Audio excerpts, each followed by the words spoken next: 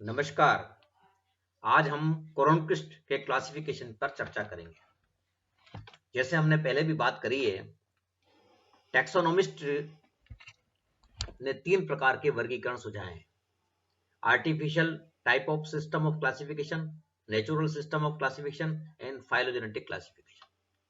सबसे पहले जो कृत्रिम प्रकार के वर्गीकरण है, आर्टिफिशियल टाइप ऑफ क्लासिफिकेशन, वो दिए गए। उसके बाद उनमें सुधार करते हुए प्राकृतिक रूप से वर्गीकरण दिए गए, नेचुरल सिस्टम ऑफ क्लासिफिकेशन।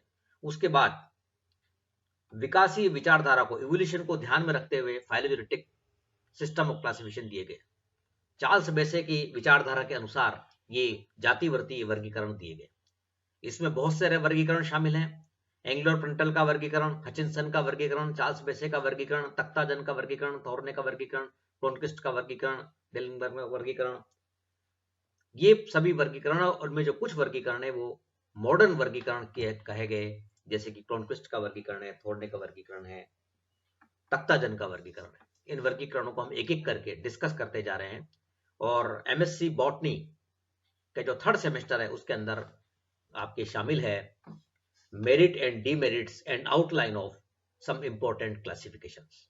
तो ये जो इंपॉर्टेंट वर्गीकरण व्यक्ता है, टैक्सोनोमिस्ट हैं, इनके क्लासिफिकेशन आपको पढ़ने हैं और परीक्षा में पूछे जाते हैं।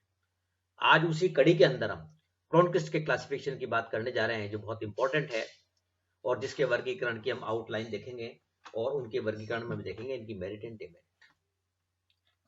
Conquest on the basis of a wide range of taxonomic characters of phylogenetic importance presented a phylogenetic classification with the help of synoptic key and detailed charts. He grouped the angiospermic families into orders and subclasses on a worldwide basis. He considered pteridosperms, it means seed form, as the probable ancestors of angiosperms. इस वर्गीकरण को हम अब detail में, सबसे पहले हम बात करने जा रहे हैं इस वर्गीकरण का आधार क्या है। The basis of Cronquist classification. This system of classification is an elaboration of basis system of classification and a refinement over Takhtajan system, which is based on morphological, anatomical, embryological, palynological, serological, cytological, chemical, as well as ultra-structural evidences. According to Cronquist's system of classification, the angiosperm have been divided into 2 classes. और जो 2 classes हैं उनकी हम अभी बात करेंगे।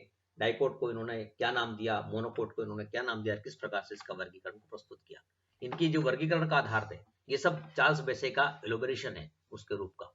और जो अपने बात करी है, इन पर आधारित है, मॉर्फोलॉजिकल, एनाटॉमिकल, एम्ब्रियोलॉजिकल आदि एविडेंसेस पर आधारित ये वर्गीकरण है क्रोनकिस्ट का। The basic idea of Cronquist classification, the following principles were adopted by Cronquist to classify the following flowering plants.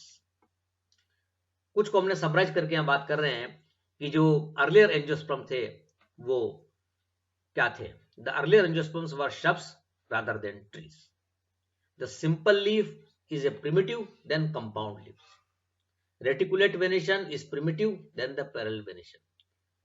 Parasitic stomata is primitive than the other types. इस प्रकार की उन्होंने प्रिमिटिव कैरेक्टर्स और एडवांस कैरेक्टर्स को पहले छांटा।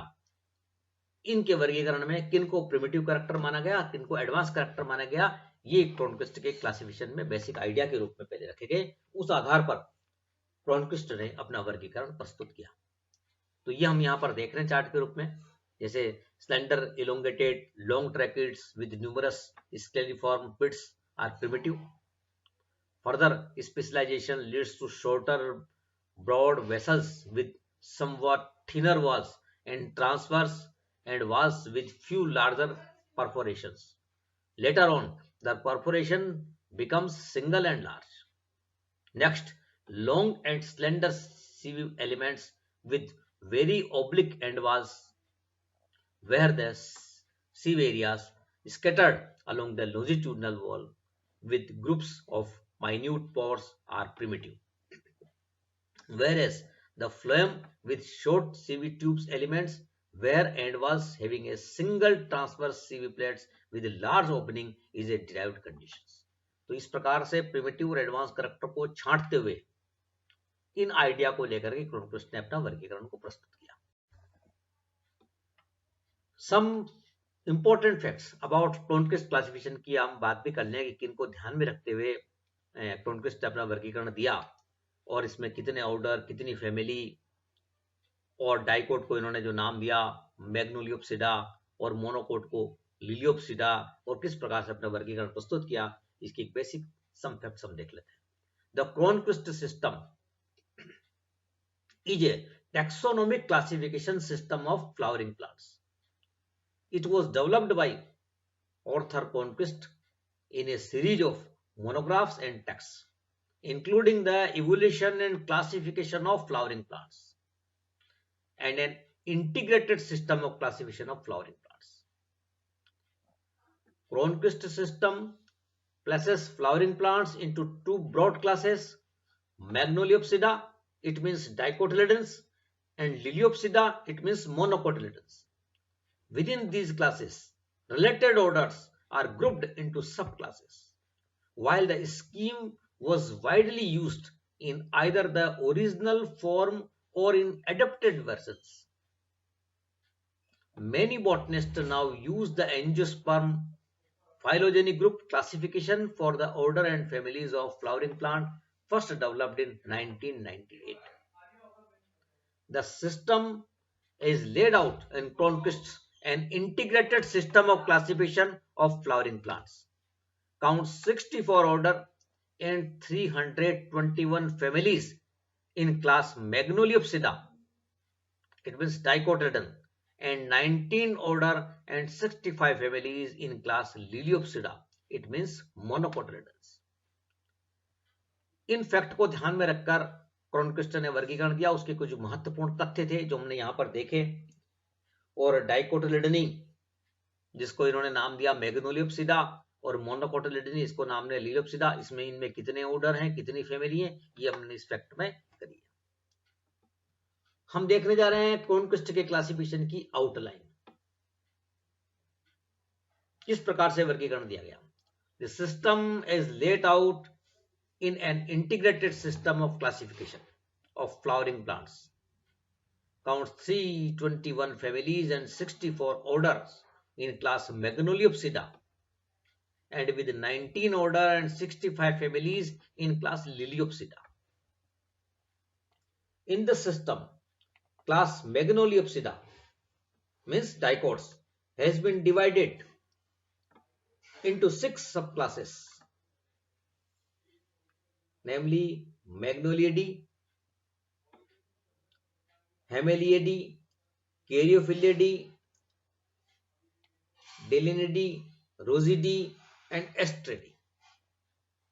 Of them, the Magnoliidae were thought to be the basal complex, and all the remaining 5 subclasses were derived from it separately. Astridae formed the most advanced group of dicots. जो class मैग्नोलियोप्सिडा है, जो कहा गया डाइकोटिलिडनी को, द्विबीजपत्री को, इनको 6 सब क्लास में डिवाइड किया, जिनके नाम है मैग्नोलियडी, हेमेलियडी, कैरियोफिलियडी, डाइलिनेडी, रोजिडी, एस्ट्रिडी। इनको कहा गया सब class. Magnoliidae divided in 6 subclass. सबसे प्रिमिटिव डाइकोट माना गया इसमें मैग्नोलियडी को, जिसमें बेसल डाइकोट्स आए, आधारीय द्विबीजपत्री इनके अंदर आए। और मैग्नोलियडी को फिर डिवाइड किया 8 ऑर्डर में एंड 39 फैमिलीज में। It further divide in 8 order and 39 families, Magnoliidae को सबसे प्रिमिटिव मानते हुए। उसके बाद जो हम देख रहे हैं अगली सब क्लास हेमेलिडी, जो करेक्टली हेमेलिडी है, इसके अंदर 11 ऑर्डर और 25 फैमिलीज शामिल किए गए, 11 ऑर्डर एंड 25 फैमिलीज। जो तीसरी सब क्लास थी Caryophyllidae, it divide in 3 orders and 14 families. इसमें 3 ऑर्डर और 14 फैमिली कुल इसके अंदर रखे गए। उसके बाद चौथी सब क्लास है डाइलिनिडी जिसमें 13 ऑर्डर और 78 फैमिली शामिल की गई, 13 ऑर्डर और 78 फैमिली शामिल की गई इस सब क्लास के अंदर। अगला ऑर्डर है Rosidae, further divide in 18 order and 118 families. 18 order और 118 कुल इसमें रोजेडी के अंदर सब क्लास के अंदर रखे गए। और सबसे एडवांस माना गया 6 नंबर की सब क्लास एस्ट्रिडी को।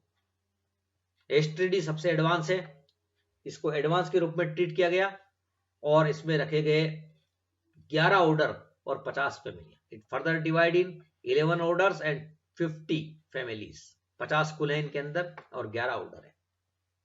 तो ये हमने देखा डाइकोटिलिडनी को, अर्थात मैग्नोलियोप्सिदा जिसको नाम दिया गया, उसको 6 सब क्लास में, इतने ऑर्डर में, इतनी फैमिली के अंदर डिवाइड किया गया क्रोनकिस्ट के वर्गीकरण के अंदर। और हम इसमें देखते हैं किसको प्रिमिटिव माना, सबसे किसको एडवांस माना। The Magnoliidae were thought to be the basal complex and all the remaining 5 subclasses were derived from it separately, and Astridae formed the most advanced group of dicots. मैग्नोलिडी सबसे प्रिमिटिव और एस्ट्रिडी सबसे advance के रूप में treat की गई इनके वर्गीकरण में। Then in the system class Liliopsida, it means monocots, एक बीजपत्री। Liliopsida has been divided into 5 subclasses, namely Elismatidae, Ericidae, Commelinidae, Gingiviridae, and Lilidae. Cronquist proposed that Liliopsida have been arised from aquatic ancestors. जो जलीय पूर्वज हैं उनसे इनकी उत्पत्ति हुई, ये क्रोनकिस्ट का मानना था। Cronquist proposed that Liliopsida have been arised from aquatic ancestors. इनके जो पूर्वज थे वो एक्वाटिक जलीय पादप थे और उनसे इनकी उत्पत्ति हुई। ये क्रोनकिस्ट का वर्गीकरण की बेसिक आइडिया, इसका विचारधारा है। तो लिलियोप्सिडा इट मीन्स मोनोकोटिलिडन, एक बीजपत्री को इन्होंने लिलियोप्सिडा कहा और इनको 5 सब क्लास में डिवाइड किया। डिवाइड इन 5 सब क्लासेस। जो सबसे पहली सब क्लास है एलिस्मेटिडी, इसको प्रिमिटिव है जो मोनोकोट में सबसे। It further divide in 4 orders and 16 families, इसको 4 गण और 16 कुलों के अंदर डिवाइड किया गया। सेकंड नंबर की जो सब क्लास है एरिसिडी, इसको 4 ऑर्डर और 6 फैमिली के अंदर डिवाइड किया गया। तीसरी जो सब क्लास अब देख रहे हैं कोमेलिनिडी, इसको 7 ऑर्डर और 16 फैमिली में डिवाइड किया गया। चौथी जो सब क्लास है जिंजीबेरिडी, जिसको 2 ऑर्डर और 9 फैमिली में डिवाइड किया गया। और आखिरी जिसको सबसे एडवांस माना गया मोनोकोट में लिलियोप्सिडा में जो सब क्लास है वो है लिलिडी, इसको 2 ऑर्डर और 19 फैमिली में डिवाइड किया गया। इस प्रकार इसमें एलिस्मेटिडी सबसे प्रिमिटिव मानी गई और लिलिडी सबसे एडवांस मानी गई लिलियोप्सिडा के अंदर। तो ये हमने देखा the outline of Cronquist classification, किस प्रकार से क्रोनकिस्ट ने अपना वर्गीकरण दिया और इनको समझाया बताया। क्रोनकिस्ट रिकॉग्नाइज्ड 2 क्लासेस, 11 सब classes, 83 orders and 383 families and about many species among the angiosperms. और जो ब्रीफ आउटलाइन है क्रोनकिस्ट की, ये हम इस चार्ट में देख रहे हैं और उससे हमने समझा कि सबसे प्रिमिटिव किसको माना, सबसे एडवांस किसको माना गया, क्या इनको नाम दिए गए। Now we discuss about the merit of Cronquist classification. There is general agreement of Cronquist system with that of the other contemporary systems like Takhtajan, Telegram, and Thorne. Detailed information on anatomy, ultrastructure, phytochemistry, and chromosome, besides morphology, was presented in the revision of the classification in 1981 and 1988. This system is highly phylogenetic. Nomenclature is in accordance with the ICBN rules.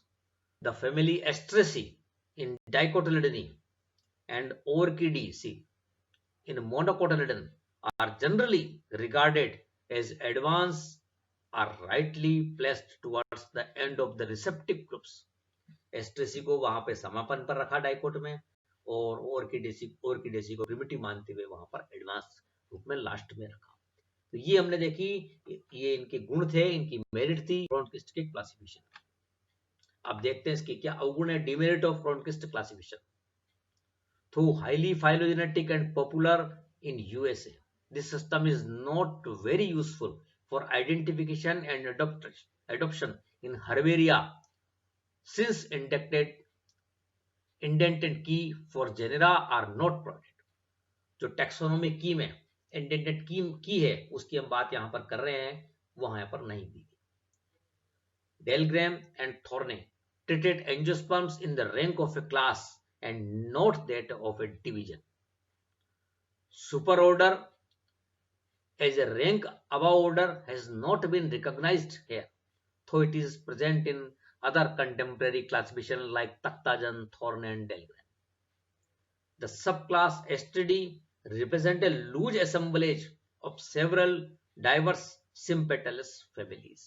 These are the demerit of Cronquist classification.